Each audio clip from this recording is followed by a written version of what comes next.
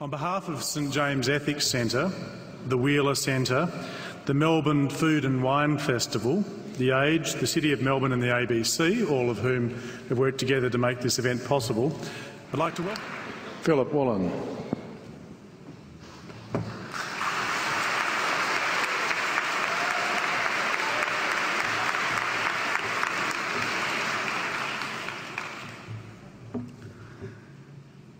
King Lear, late at night on the cliffs, asks the blind Earl of Gloucester, "How do you see the world?" And the blind man Gloucester replies, "I see it feelingly. And shouldn't we all? Animals must be off the menu because tonight they are screaming in terror in the slaughterhouses, in crates and in cages, vile, ignoble gulags of despair." You see, I heard the screams of my dying father as his body was ravaged by the cancer that killed him. And I realized I'd heard those screams before. In the slaughterhouse, their eyes stabbed out and their tendons slashed, on the cattle ships to the Middle East, and the dying mother wail as a harpoon explodes in her brain as she calls out to her calf. Their cries were the cries of my father. And I discovered that when we suffer as equals. And in their capacity to suffer, a dog is a pig, is a bear, is a boy. Meat today is the new asbestos, more murderous than tobacco. CO2, methane and nitrous oxide from the livestock industry are killing our oceans with acidic, hypoxic dead zones. 90% of small fish are ground up into pellets to feed to livestock.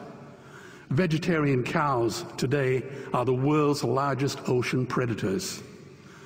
The oceans are dying in our time. By 2048, all our fisheries will be dead, the lungs and the arteries of the earth.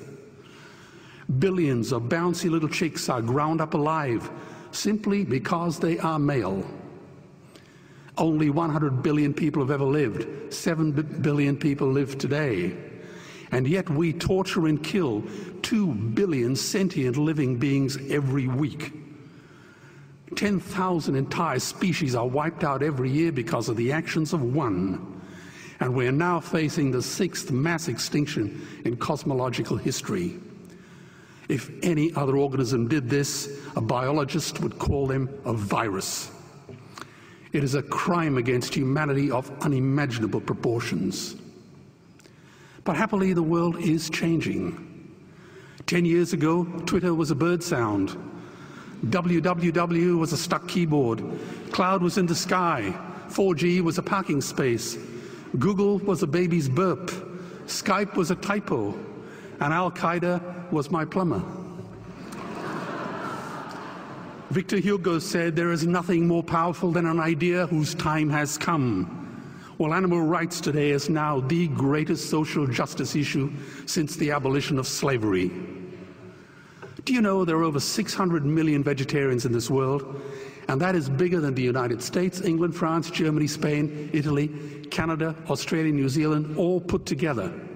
If we were one nation, we would be bigger than the 27 nations of the European Union. Can you believe that? And despite this massive demographic footprint, we are still drowned out by the raucous hunt and shoot and killing cartels who believe that violence is the answer when it should not even be a question. Meat kills animals, kills us, and is killing our economies. Medicare has already bankrupted the United States. They will need $8 trillion invested in Treasury bills just to pay the interest, and they have precisely zero. They could shut down every school, Army, Navy, Air Force, Homeland Security, Marines, CIA, and FBI, and they still will not have the money to pay their doctor bills. And our Cornell and Harvard say that the optimum amount of meat in a healthy human diet is precisely zero. Water, as you know, is the new oil. Nations will soon be going to war for it.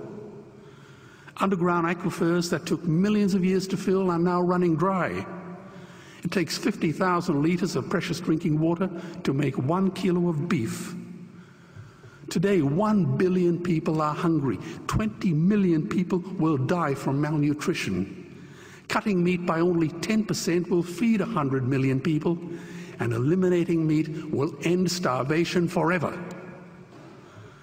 If everyone ate a Western diet, we would need 2 planet Earths to feed us. We've only got one, and she is dying. Greenhouse gas emissions from livestock is 50% greater than transport, as Peter said. Cars, trains, buses, ships, lorries, the whole lot. And as I travel around the world, I see poor countries who sell their grain to the West while their own children starve in their arms. And the West feeds it to livestock so we can eat a steak? Am I the only one who sees this as a crime? Believe me, every morsel of meat we eat is slapping the tear-stained face of a hungry child. When I look into her eyes, do I remain silent? The earth can produce enough food for everyone's need, but not enough for everyone's greed. We are facing the perfect storm. If any nation had developed weapons that could wreak such havoc on the planet, we would launch a preemptive military strike and bomb it back into the Bronze Age. But it's not a rogue state, it's an industry. The good news is we don't have to bomb it. We can just stop buying it. Sir George Bush was wrong. The axis of evil does not run through Iraq, Iran, or North Korea.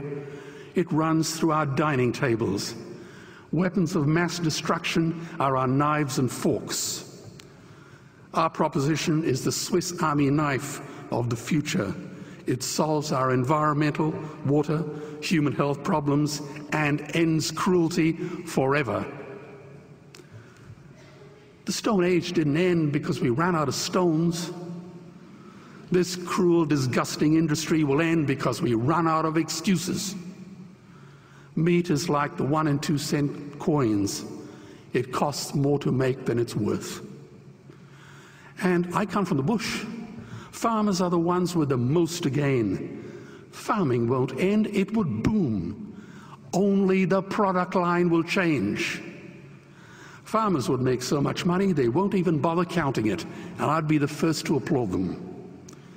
Governments would love us. New industries would emerge and flourish. Health insurance premiums would plummet. Hospital waiting lists would disappear. Hell, we'd be so healthy, we'd have to shoot someone just to start a cemetery. So tonight I have 2 challenges for the opposition. 2 challenges. Meat causes a wide range of cancers and heart disease. Would they name one disease caused by a vegetarian diet? And 2, I'm funding the Earthlings trilogy. If the opposition is so sure of their ground, I challenge them to send a copy of the Earthlings DVD to all their colleagues and all their customers. Go on, I dare you.